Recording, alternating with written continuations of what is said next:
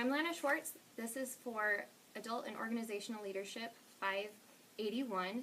This is the Leaders Vingette with Paula Gordon, the Superintendent of School District 161. So thank you for meeting with me. You are so welcome. So let's get started. Okay. So number one, do you have an example when you have set specific measurable goals that have changed people's behavior? What were some of the challenges and some of the benefits that came from that example? Absolutely.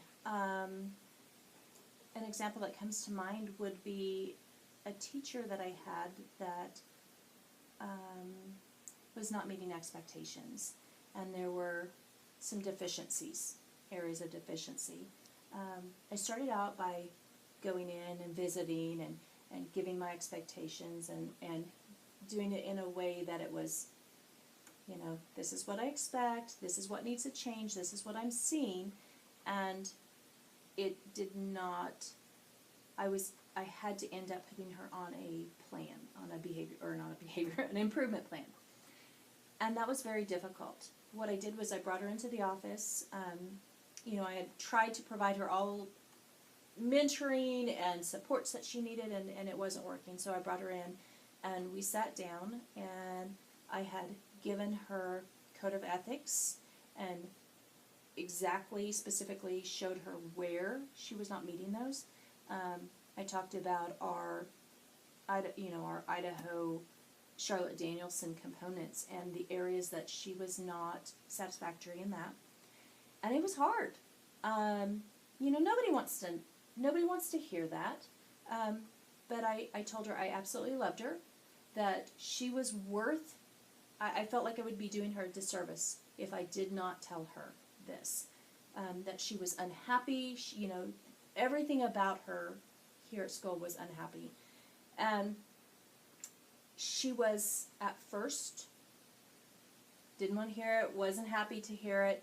I told her to go home, think about it, look at what I've given her, and I wanted her to come back the next day with a plan of how we were gonna attack this together, because I was here to support her and there was nothing else that I wanted but her success.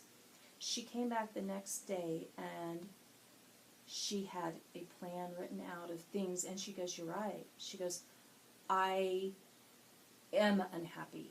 I'm cheating myself. I'm cheating the kids. I've been, you know, not kind to my fellow colleagues, and I want to change."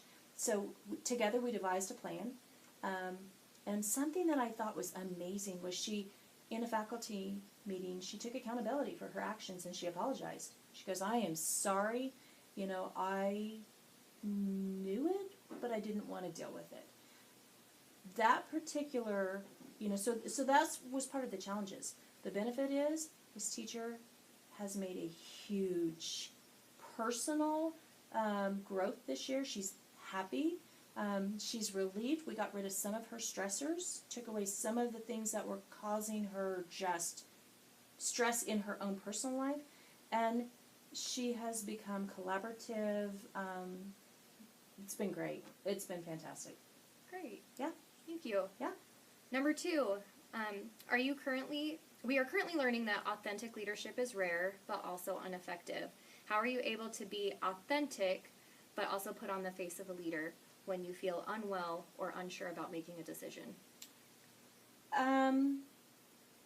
So I'm not sure I agree wholeheartedly with the authentic leadership.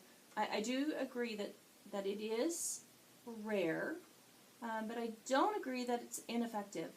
In my particular, I can speak of myself. I am a very direct person, and I think that gives my staff and my parents and my students, they know my expectations. There's never any question. So they like that. They don't always like what I have to say, but they like that I was willing to tell them the truth.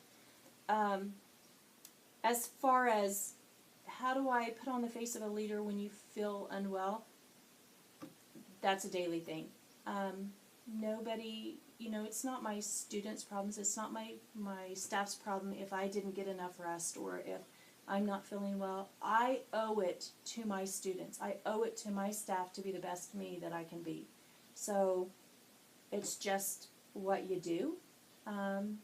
and I love helping people. So, you just do it. Do you feel like that makes you a dishonest leader, or do you feel that others view that as dishonesty?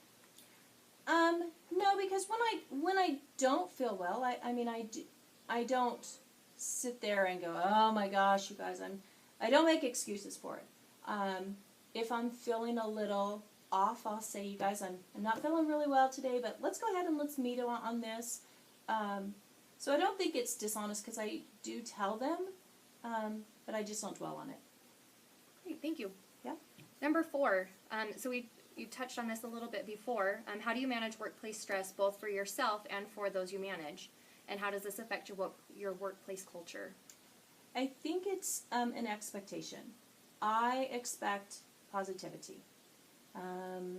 There's no room at work for grumping and griping about your personal life. And again, we owe it to our students to be the best that we can be, or I owe it to my staff to be the best I can be. They're not here to listen to my problems and to have me grumping and being negative. It's that creating a positive energy, and making your workplace fun. Knowing, I want to know my staff. I want to know their families. I want to have that rapport and relationship. So. And last, how do you balance data and relationships when managing people and making business decisions? Data is data. Data is facts. It's nothing personal. It is what it is. I think that I don't sugarcoat things. And I believe that until you acknowledge where you are, and that's the data, you have to acknowledge where you are, where you want to be, and the path to get there. So it's just an even balance, and it's having those conversations. It's sitting down and working through a plan together. It goes back to exactly what I said earlier on the example of setting goals. This is my expectation. This is where you are. This is where we need to be. How can I help you? I want to be there to support you. I want to give you every possibility to be successful. But the data is, this is what's not happening. This is what has to happen. And there's no, I'm gonna do whatever I can to get you there, but we're gonna have to do it together. So. Well, thank you. I appreciate you taking the time to meet with Absolutely. me. I feel like some of the main takeaways that we've discussed here are that a leader needs to be authentic, and if you're not, you're doing a disservice to yourself, you're doing a disservice to your organization and for those you manage. Absolutely. Another takeaway, I think, is being upfront and direct is effective and beneficial, both for you and for your employees. Sure. And then data doesn't lie, and it's never personal. It's never personal. And it actually gives you a roadmap for success. It is beautiful for, just like marking that out, going through and looking at the code of ethics and then the components. And it's nothing personal. This is where it's failing, and this is where it needs to be. And it helps establish clear expectations for those you manage Absolutely. as well. Right. Absolutely. Well, thank you so much for meeting You with are me. so welcome. I appreciate it. Absolutely. Cool. All right. Thank you. All right. Just gotta edit my ups and downs.